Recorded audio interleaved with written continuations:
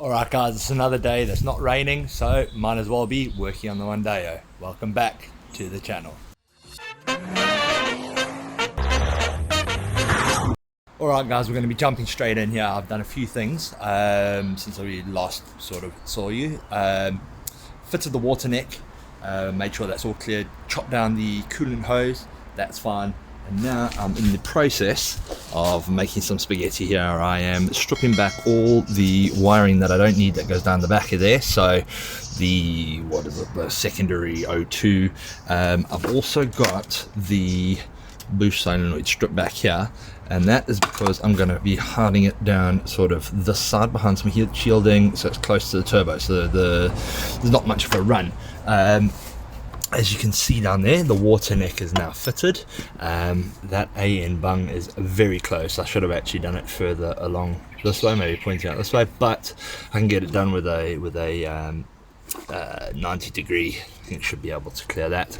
I have also, let's see if I can get you in there so you can see, I've modified the bracket that holds this, so I've drilled it out a bit further so it sits further down, and I've also chipped away at the side here just so the pipe can join here and there's not going to be any filing. It might just touch the top of the clutch the clutch piping, but that's actually rubber bung, so that's fine, and there's also enough clearing for that to the heater matrix. So yeah, as you can see, I'm busy taping it all back up because I've stripped it all back. Yeah, so let's get joined into that, I guess.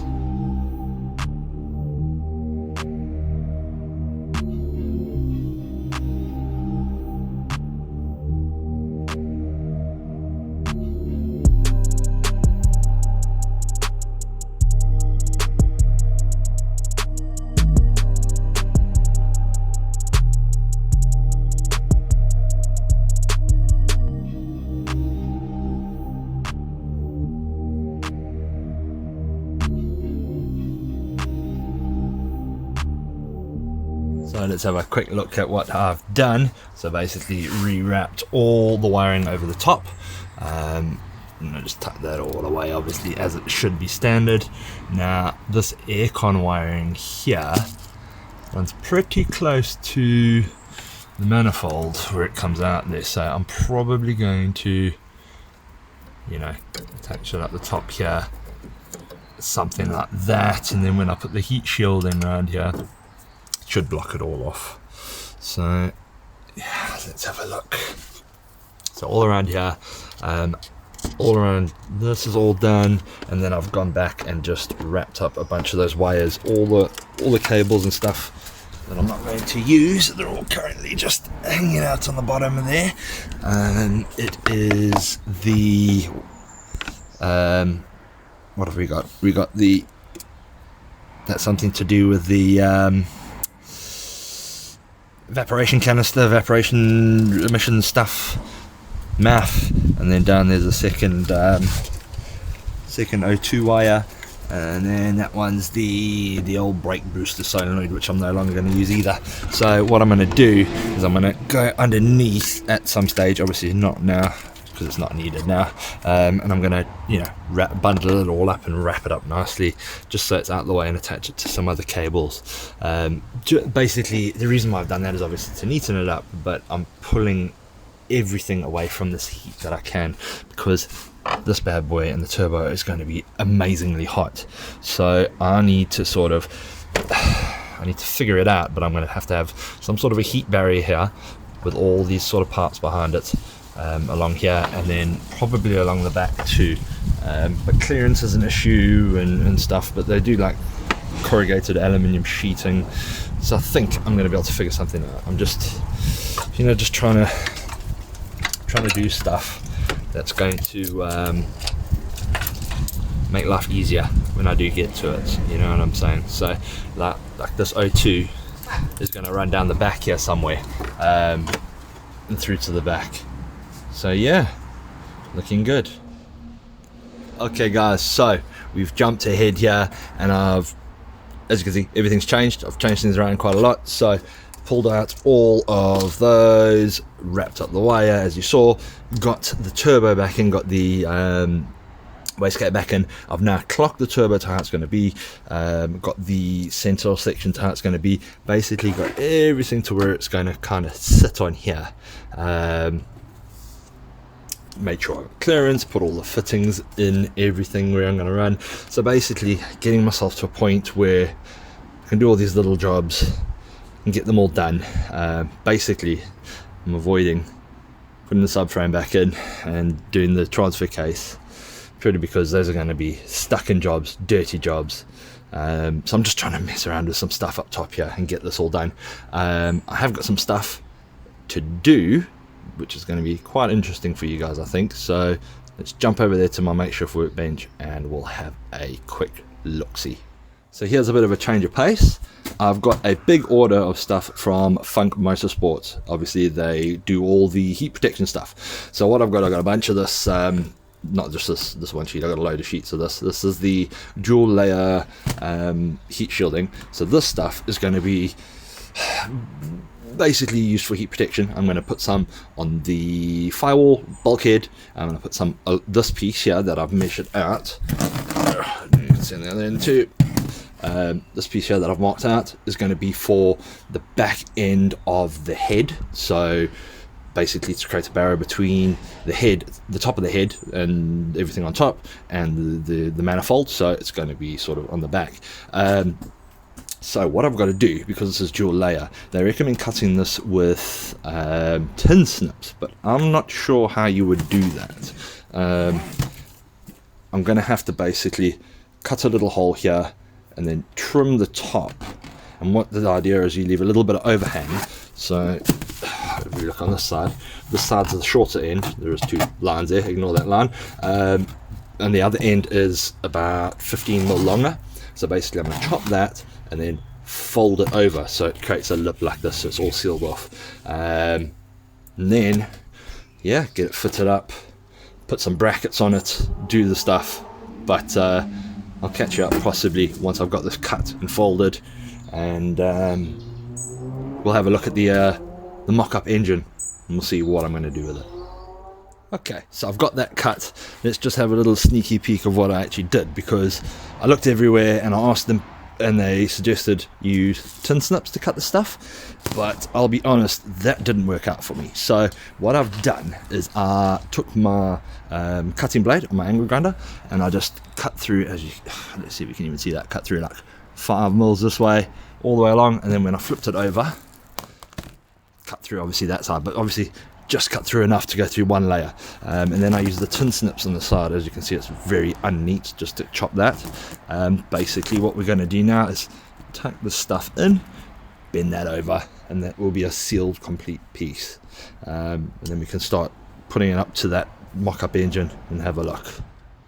Okay, so we've got the finished article here. Excuse all the mess around here. This is a working garage with kid stuff. Let me just show you the edge. So basically that's what you end up getting. So I folded that over.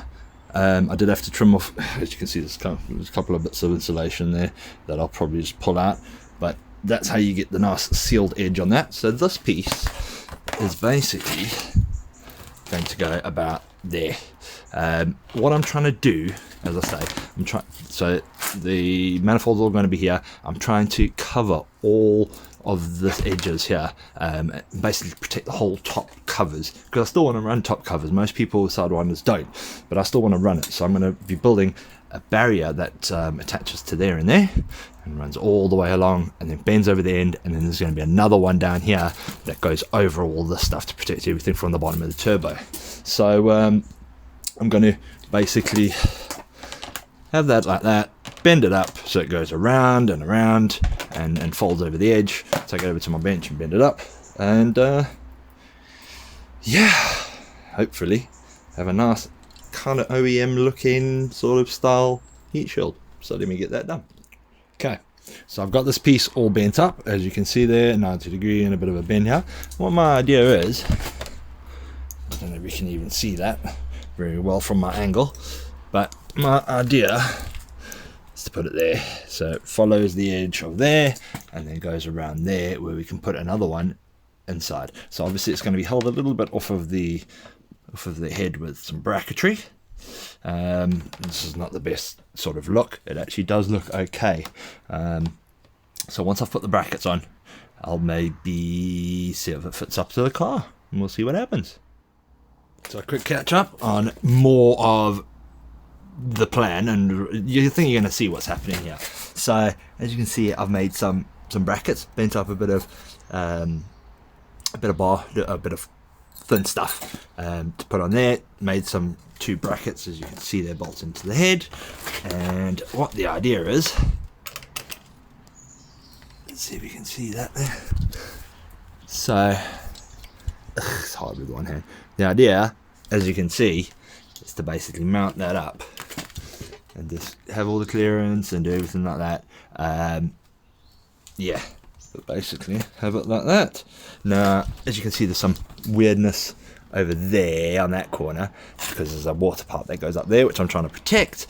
But yeah, I need to paint up those little brackets, drill holes and mark and drill holes in that, and then pop rivet it, and then put it on the car. Okay guys, so there is the finished item. As you can see on the back there, what I've done is I've pop riveted it with some rather large washers to hold it up, give it some structure. And then if we come and have a look down this side, I've just painted those little brackets black, put a couple of washers, and you can see just dome riveted it on there. So I mean, just trying to give you an idea. Obviously I'm here in climbing around in my garage, but yeah, there you go, you can get the kind of idea. I think the next thing to do would be to actually stick it on the car so you can see it. So let's try and get that done. And there it is fitted. Looks pretty neat. We'll clear the wastegate, and basically when I put a sheet down here, I'll be able to tuck it in there to create like a nice barrier. It goes pretty neatly around there, and yeah, looking quite good if I do say so myself. So you get the idea. That's how I'm going to do most of the other parts, like all down there, yeah, the fun parts. Right guys, so another change of pace here. I've got my new lower arms and the anti-roll bar over there. Now those are the ones with, as you can see, they got the Powerflex bushes on and stuff, and apparently the anti-roll bar is a thicker one because it's from an S-Max. We'll see, we'll compare that. But what I'm going to do today is basically I've got my selection of brushes, my brake cleaner, my big bottle of brake cleaner here, and I'm going to get a scrubbing on those. Now the reason why I'm going to start doing this is, as you can see, beautiful British weather. It is absolutely pissing down, so I'm going to try and get those done, spray them up, and then hopefully tomorrow I can build up the subframe and then get those on the subframe, and I'm hoping tomorrow will be better weather. So let's get onto those. I might bore you with the time lapse. Let's have a look.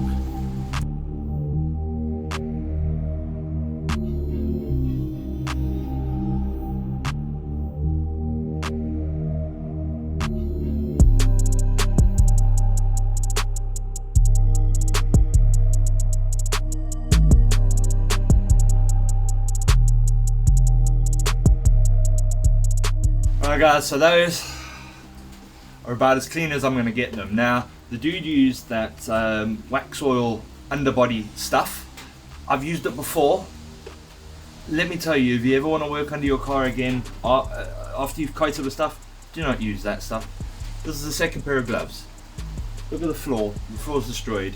I'm still going to have to high pressure hose those things now, and then maybe even give them another rub down with flipping brake cleaner. These things are disgusting. They're a lot better now, but I'm hoping, even in the rain here, just a high pressure hose can wipe the rest of the stuff off because it's all loose now. But yeah, don't use it. Use something smooth like Hammerite or something like that, whatever your choice is. The stuff that stays sticky, it has its place if you never want to work on your car again.